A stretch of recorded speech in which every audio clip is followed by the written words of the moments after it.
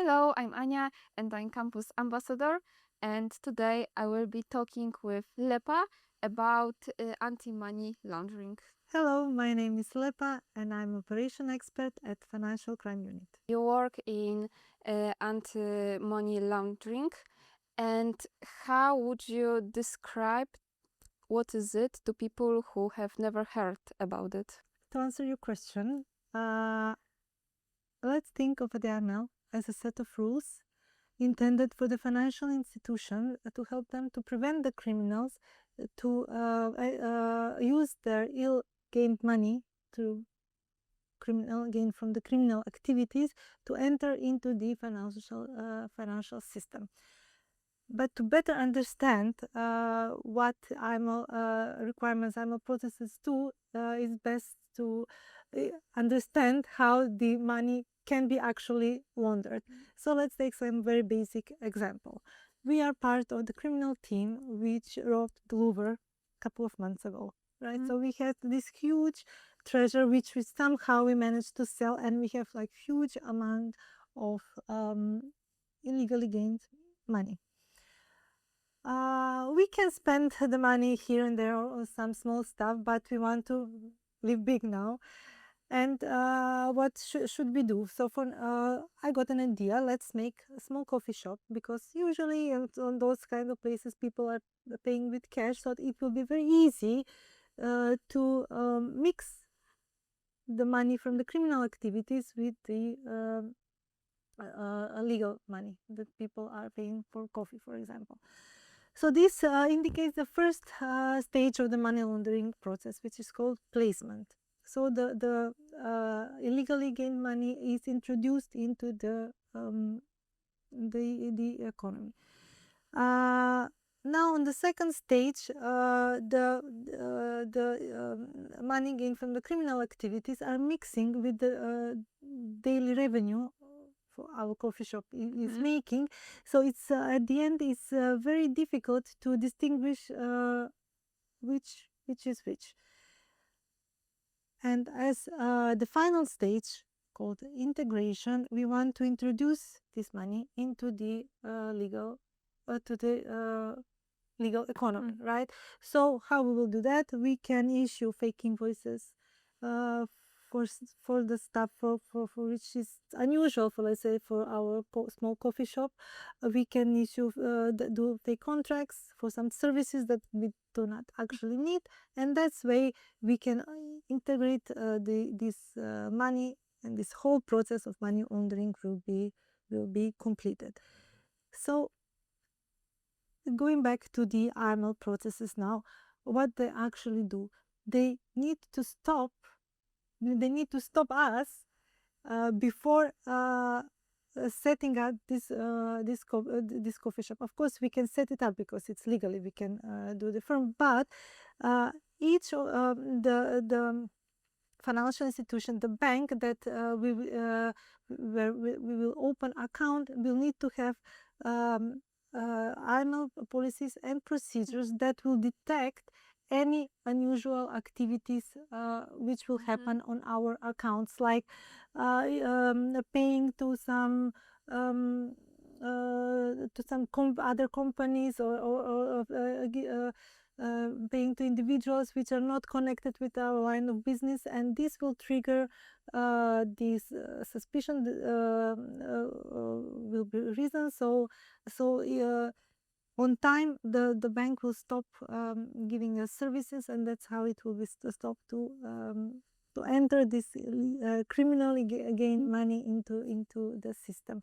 So to sum up, the AML process is actually the safeguard which is keeping the legal economy, and it's making harder the criminals to misuse the system. How MAL process looks like? Can I use the same example to continue the story with our coffee shop? So a little bit in different scenario. So we want to open a coffee shop, and we want to open an account in a bank.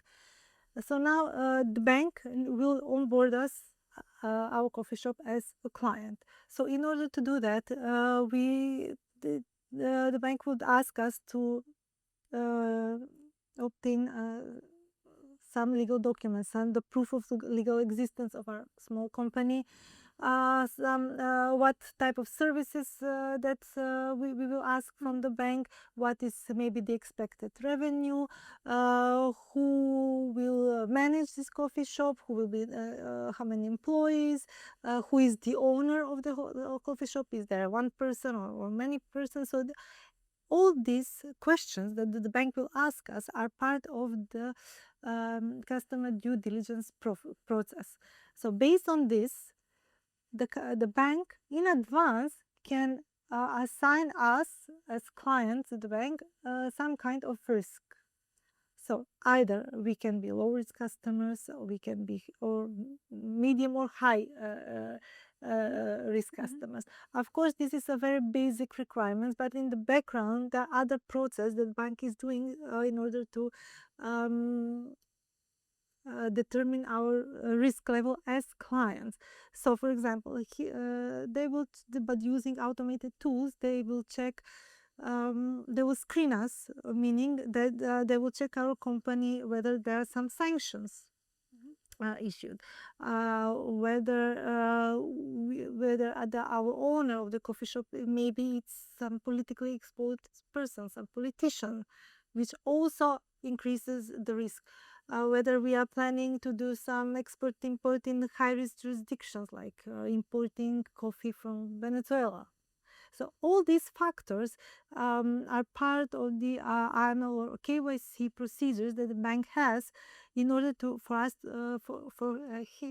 bank to determine our risk as a client. And based of that, the bank can either refuse us as a client because we are very risky and the bank doesn't want to deal with us because we might pose some reputational and even regulatory risk to the bank, or they will say, okay, they're risky customers, but we can apply extra measures, meaning we will ask them more documents.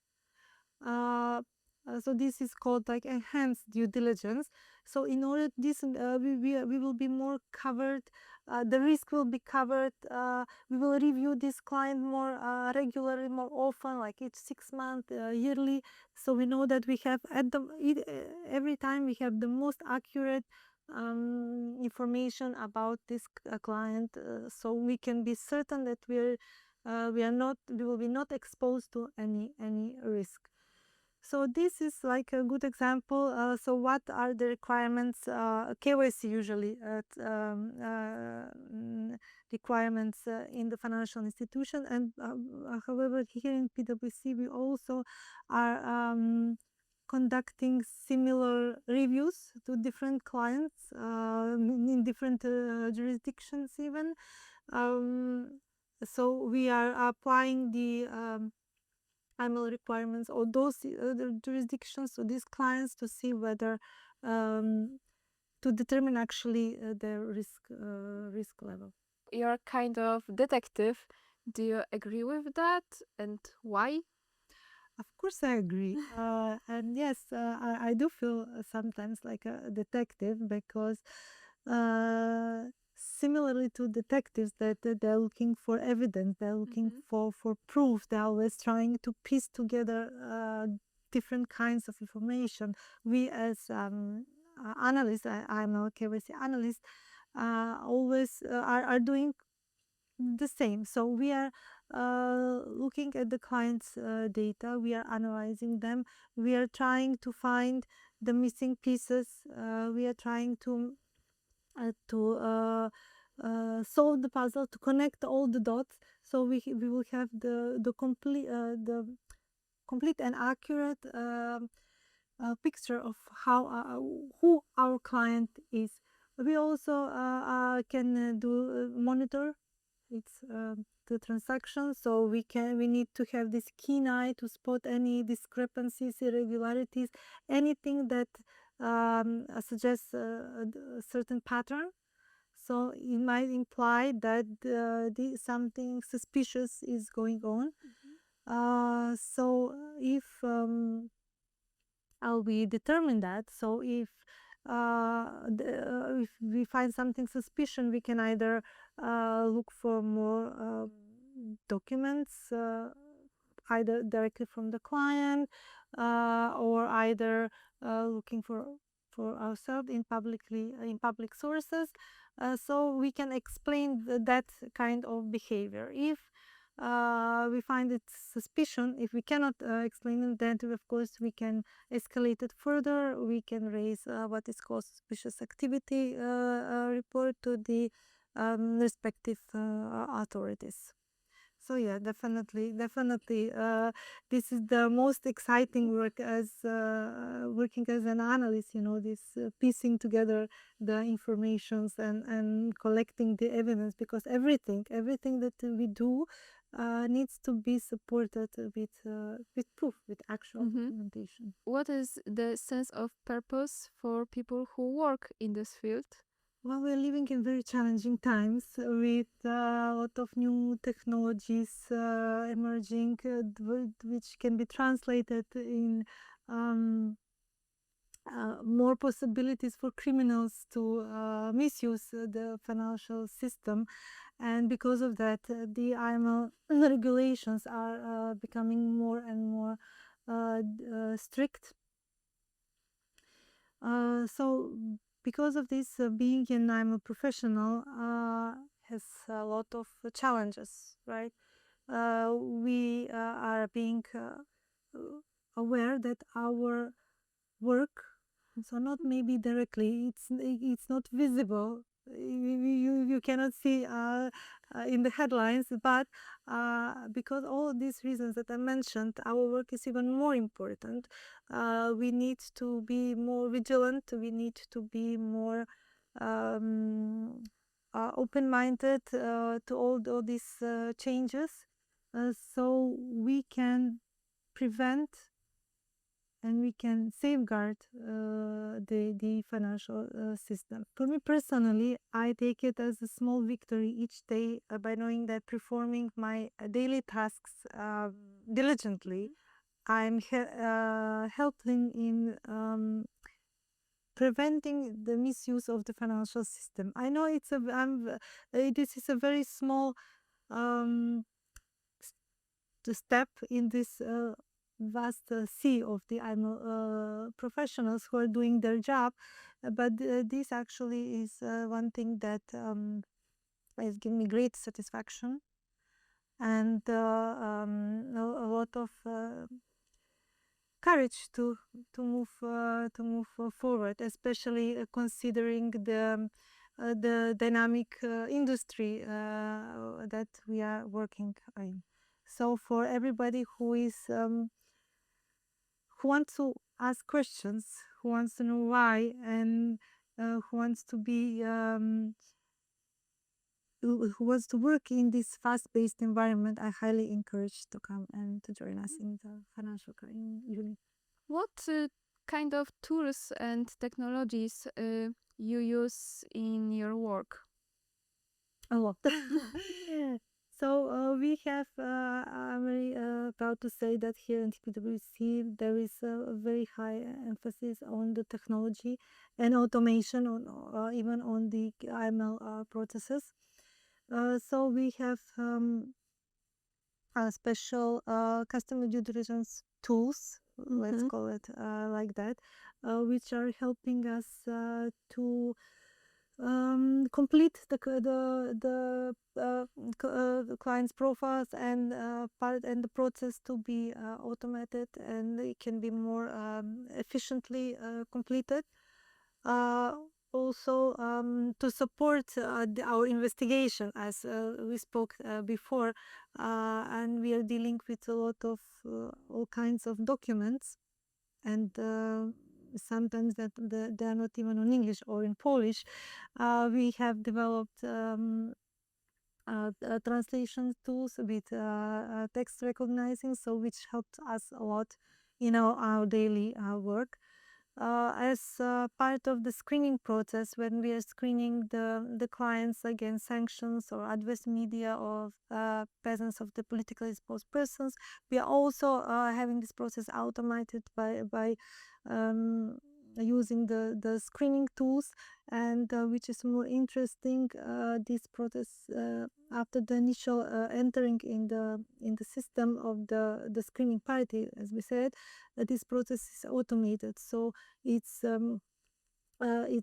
screening on the ongoing basis the clients, and even if there are only alerts, we as an analyst need to act upon it. If there is nothing, so the process is still go on. And of course, the usage of AI is more and more encouraged. Besides the usual, it's a part of the Microsoft package using of Copilot, we also have AI tools developed especially for us, for PwC, where we can safely use and analyze, help us analyze some documents which are needed for our daily work. So this is not only manual work. We have a lot of automation, a lot of technology use. We are encouraged to suggest our ideas for improvements on automation of each process. So, yes, as I said, very dynamic and interesting environment to work on. You said about anti-money laundering, and maybe do you have any tips for people who want to work in this field? Stay open-minded. Stay alert to all the changes that are coming to you. Be willing to learn and to learn fast. Develop your sense of attention to detail. So this is very, very important in our line of work. And simply be curious. Be curious to understand why is this like it is, and what can I do about it. My last question is more personal because I saw on your LinkedIn that you used to work as an architect, and what made you decide to change your field? Well, that's true. I was an architect before. This change was, let's say, planned, but not exactly in this area. It's AML field. I felt that for some time I felt that I gave architecture everything that I have, so I definitely needed to change. So and therefore, when this opportunity in PwC came, asking for an analyst with knowledge of the Macedonian language, which is my native language, of course I applied even without knowing what this is exactly is. My first, let's say, touch points with the IML was actually preparing for the interview that I had. And since these first readings on what is the IML process, what is included, my journey started in working as an analyst. I have to say that since the beginning, okay, I had, of course, a lot of difficulties because I was previously in a different, completely industry. I found very similarities between how the architectural processes and how our approach as an analyst in our day-to-day task is. So this actually helped me to get into this matter faster. Right, and so here I am like 5 years later, working in financial crime. Thank you very much for our conversation. It was very interesting. So thank you for inviting me. It was a pleasure. And if you want to know more, check the link below.